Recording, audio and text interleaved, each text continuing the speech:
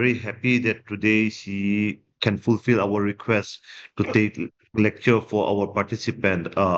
She will be talking on emotional intelligence, and I would like to inform the participant that she will also be taking class today again from 3 to 4:30, and she will be talking on learning styles. So, as we have mentioned that she is one of the senior most professor in the university, and today is our silver jubilee day. As the previous resource person, she has sacrificed the day. She is supposed to have a very important program there, but because of our participants, she has sacrificed her time and she's going to take her lectures today. Uh, so before she proceed with the lectures, let me read a very short profile of our lectures. As I have mentioned, that she's a professor in the Department of Education. She has completed her PhD in the subject of education the year 1998 from Nehu, Northeastern Hill University, and MS Psychology in the year 1985 from Nehu, MA Education in the year 1982 from Nehu Kohima campus, and she's also a BA from Lady King College, Nehu. She has have held a number of important administrative and teaching job in the university, like the head of department, the dean of the school, and all. Her research interests are in the area of educational psychology, special education, testing, evaluation, and pedagogy. So I think need not to read the whole profile, and she is one of the professor whom we regularly engage for our program. And I know that most of the participants used to have a very good feedback, a very positive feedback of her lectures. And I believe that our participant will enjoy her class and benefits from today's presentation. Ma'am, you may proceed with your lectures. Okay. I just wanted to know if you can see my PowerPoint. Yes, ma'am. Okay. So then we can start, I think. Yes, Okay. ma'am. Mm. So as you know, today my topic is on emotional intelligence. And I will start right away. I think you can see what is written in the PowerPoint. So I'll be explaining it and we will go like that. Okay. So yesterday's education system cannot satisfy the present needs, even less our tomorrow's needs. This means that the education that we have at present, okay, or the education that we used to have in the past does not satisfy our present need. If it does not satisfy our present need, how will it satisfy our tomorrow's need? Okay, so to meet the present need, the education of the youth should be changed from the world of the school to the world of work. That means our education system should be job oriented. That is most important. Okay, it should be job oriented because many of us we attend this higher education because we wanted to get a job. Okay, so if our education system is not job oriented, then it would be of no use at all. Okay, now uh, persons with high intellect cannot always be successful. That means we always used to think that persons who have very high intelligence will be successful in life. But this is not so. Okay. Even persons who are not very intelligent can be very successful in life. In fact, those persons who are very intelligent, sometimes they may not be successful in life at all. Okay. So that is why I'm writing persons with high intellect cannot always be successful. Okay. Now, many people are trying to find out the causes of success and failure. That means why are some people successful in life and other people are not successful, even if they have high intelligence, but they are not successful. Why? On the other hand, some people who are not very intelligent are always are sometimes very successful. So, what can be the reason behind it? So, people are trying to find out the causes of success and failure. Okay, and while trying to find out the causes of success and failure, these three people, John Mayer, Peter Salovey, and Daniel Goleman, they come up with a new concept which is known as emotional intelligence. Now, emotional intelligence is our topic today. Okay, so they came up with this topic, emotional intelligence. Okay. Now, one thing that we should note is that research findings have identified that emotional intelligence is the single most important factor that predict a person's success and happiness in life. That means there are so many factors that may make us successful. The different factors, like take for example, some people may say that a person should have self positive self image. If we have positive self image, then it is very easy to become successful. But other people may also say that we need creativity. If a person is creative, he will be successful in life. Some others may say, oh, we also need positive attitude. If we have positive attitude, then we'll be successful. At the same time, some other people may say, oh, uh, we need money. Money is very important. If we have money, then we'll be successful. This is what they say. Okay. Some people may say we need good work habit. We need education. Of course, education is also very important to be successful. We need education. We need skill, certain skills. We need to be and to have endurance. Okay, we should be able to endure. Some people may say we need to be industrious, we need persistency, we need perseverance. Okay, so this way, there are so many factors that makes a person successful in life. But the research findings found that amongst all those different factors that makes a person successful in life, they have found out that emotional intelligence is the single most important factor that predict a person's success and failure in life. Okay, so that means emotional intelligence is very, very important because this is, although other factors are also important, but they say that their finding says that emotional intelligence is the single most important factor that predict a person's success and failure in life. Okay, now we educate our students with one main objective because all of us are teachers. I think all of us are teachers. Some of us may be working in colleges, some of us may be working in universities. Okay, we are all teachers. So we have our students. And we one main objective of every teacher, we can say, is that we want our student to be successful. I think you also want your student to be successful. Okay, so if emotional intelligence is so important for success, then why not we start teaching the components of emotional intelligence to our student? If emotional intelligence is so important, let us teach the different components of emotional intelligence to our students. That is what they used to say. Okay, so according to Karen Stone is a psychologist. So according to Karen Stone, she says emotions are our responses to the world around us, and they are created by our thoughts, feelings, and emotion. That means emotions are our responses to the world around us.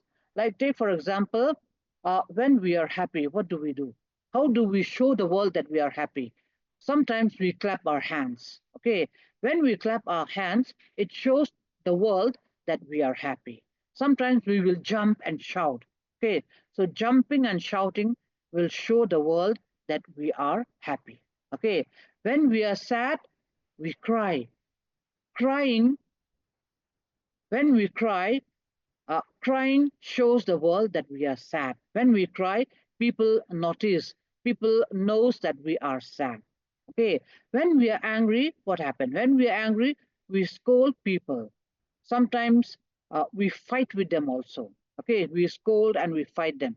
So scolding people and fighting with them shows that we are angry. Okay, so uh, here when we say emotions are our response to the world around us, when we are emotional, we show to the world. Okay, we respond, and When we respond, we show to the world that we are happy, that we are sad, that we are angry. Okay, so this anger, uh, happiness, jumping, all these things are our responses to the world around us that shows the world that we are either sad, happy, or angry, or whatever it is. Okay, but one thing we should notice that these responses are created by us because we tell ourselves when what to do when we are angry, when we are sad, when we are happy. Okay, like take for example, I'll just give you one example. uh, when I'm angry with someone, I will scold him, I will hit him, or maybe I will fight with him. Okay, that shows my anger with him. But if that person is my boss, okay, if my boss annoys us, if the principal of our college annoys me, if the vice chancellor of our university makes me angry, okay, then at that time what do we do? We do not, we are afraid to show our anger because he is superior to me. So even though I'm angry inside, but I will not show my anger. Okay, I will not show my anger. I will just smile. Yes, sir. Yeah, right, sir. Yes, sir.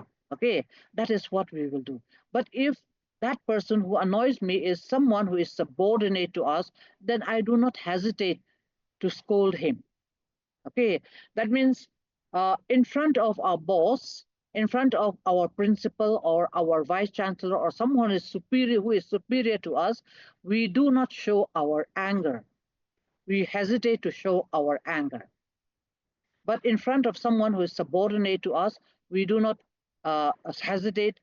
We do not hesitate to show our anger. But with our boss, we do not want to show our anger. Okay, that means we choose our emotion. It means we are choosing our emotion. Whether I should be angry or not, I choose myself. With my boss, I choose not to be angry. With my subordinate, I choose to be angry. Okay, so that means emotions are created by us. We create our own emotion. Okay, so that is what we mean by emotions and how we create our own emotion. If we create our own emotion, it means we are responsible for our own emotion. Okay, we are responsible for our own emotion because I choose my own emotion. I choose to be angry, so I am responsible for my anger. Okay, so this is what I'd like to explain to you. And another thing, what is most important is for each of us to learn that we create our own emotion. Our responses are shaped by our thoughts, by what we tell ourselves. So we become accountable for our own emotion. Okay, we are all accountable for our own emotion. Okay, now, what is emotion? Emotion, a feeling is the response part of the emotion, and emotion is an umbrella term. That means when we say emotion, emotion is a very broad term. It is more comprehensive than feeling. Okay, we can say feeling is also a part of an emotion, but feeling is only the response part of the emotion. Okay, emotion is more broader in term. And humans are not only motivated by reason and intelligence, but are also subject to passions, desires, and a range of other feelings which can motivate them strongly, often in a direction different from that of reason. What do we mean by this? Our behavior is being controlled by our intelligence. It is only because of our intelligence that we behave. Okay, like, take for example, if I'm hungry, I will go to the refrigerator, take something out to eat, and then I'll eat. Or maybe I will go to the restaurant and order some food and I'll eat. Okay, my intelligence tells me that I'm hungry, so I will go to the restaurant. My intelligence tells me to go to the restaurant, buy some food and eat. Okay, so this is because of my intelligence. Okay, so our behavior, each and every part of our behavior is because of our intelligence. Why do you come and attend this faculty development program. You have a reason behind it. One reason is that you need to have the certificate so that you can get promotion later on. Okay, so why do you do that? Because your intelligence tells you that if you do not attend this program, you may not get promotion later. Okay, so our behavior, whatever behavior that we have, is because of our intelligence. When I feel cold, I start wearing sweaters. If I feel hot, I will take off my sweaters.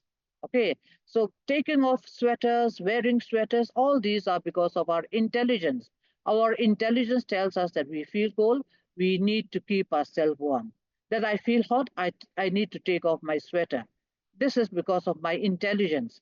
So we can say, in other words, we can say that our behavior is controlled by our intelligence. Okay, it is controlled by our intelligence. But at the same time, another thing that I want to tell you is that although our behavior is controlled by our intelligence, it is sometimes controlled by our emotions also. Okay, it is controlled by our emotion. Like, take for example, we all know that committing murder, killing someone and committing murder is a crime. And if I kill someone, if I murder someone, I will be put to jail. I will be put to prison. Okay. So because of that, my intelligence tells me that I should not commit murder. If I do that, I am bound to be sent to the prison, to jail. Okay, so I will not commit murder. But sometimes when a person is so angry, okay, if a person is so angry, he cannot think properly, he cannot think straight. So at that time, he may even commit murder when he will fight with someone, and he may even kill someone. He may even commit murder.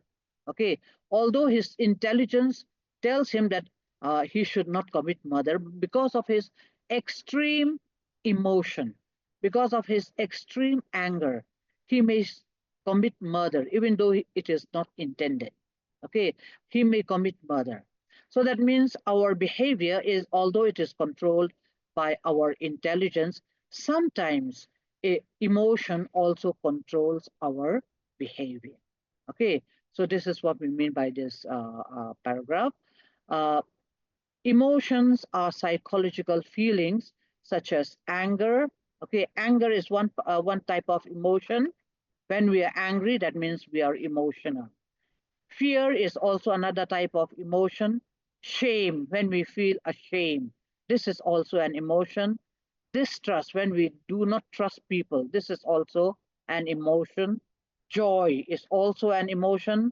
Happiness is also an emotion. When we are happy, that is, we are showing our emotion.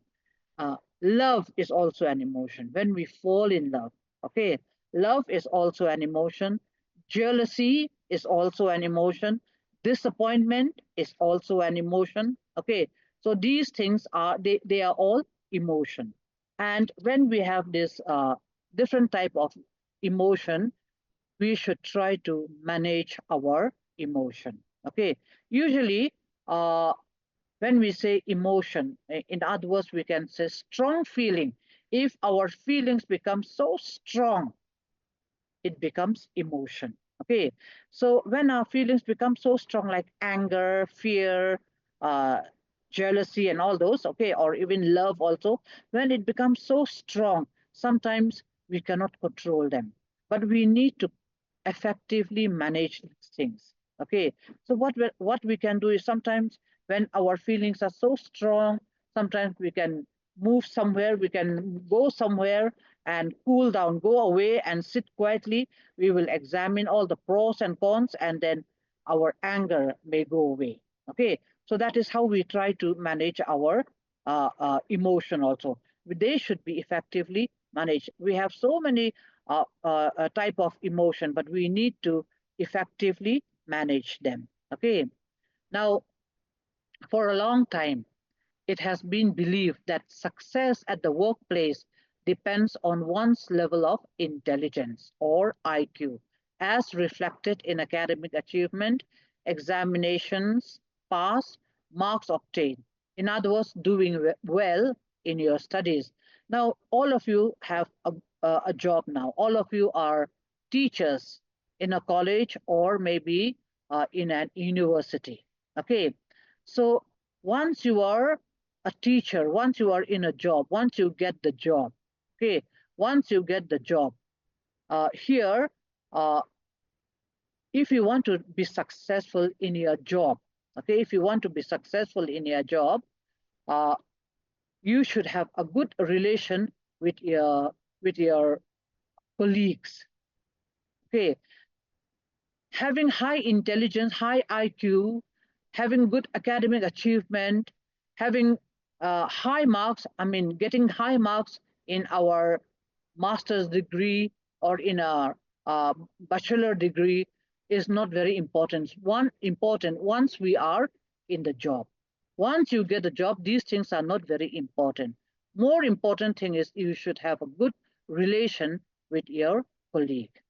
Okay, so people sometimes people used to believe that if I'm intelligent, if I get good academic achievement, if I get good marks, then I will be successful even in my job, not only in my studies but in my job.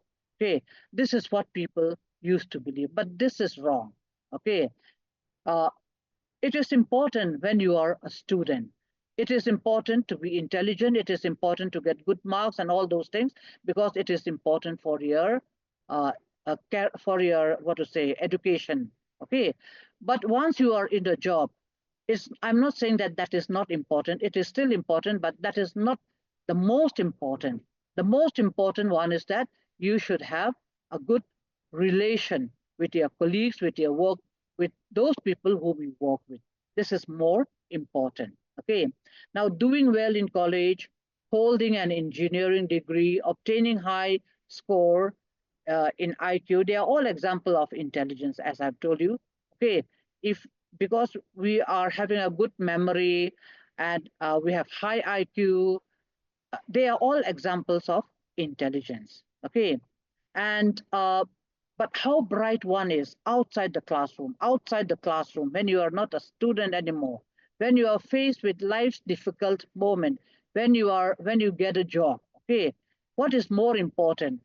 Here, one needs a different kind of resourcefulness, which is known as emotional intelligence. That means once you are in the job, okay, what is more important than your marks is that you should have emotional intelligence when you are in the job. Okay, you should have emotional intelligence. Okay, as I've explained, I will be explaining also what is meant by emotional intelligence. Emotional intelligence means having a good relation with our colleague, with those whom we work with. Okay, so this is more important than to have high marks or to have what to say um, good memory and all those things. Okay, then what do we mean by emotional intelligence? Emotional intelligence refers to the capacity of recognizing our own feelings and those of others, for motivating ourselves and for managing emotions well in ourselves and in our relationship. Now, this definition is given by Daniel Goleman. Okay, he says that emotional intelligence is our capacity to understand our own emotion, our own feelings and emotion. Also, we need to understand other people's feelings and emotion. Okay, not only our feelings and emotion, but we also need to understand other people's feelings and emotion. We need to manage our emotion at the same time. We should try to manage other people's emotion also. Okay, so this is how Daniel Goleman has defined emotional intelligence. Okay, psychologists have grouped intelligence in three clusters. There are three types of intelligence. One is abstract intelligence, the second one is concrete intelligence, and the third one is social intelligence. Now, what do we mean by abstract intelligence? Now, abstract means those things that we cannot see and touch. Okay, like take for example, hell, heaven. Have you ever seen heaven? No one has ever seen heaven before. No one has seen hell, but we understand what they are. Okay, we cannot see them,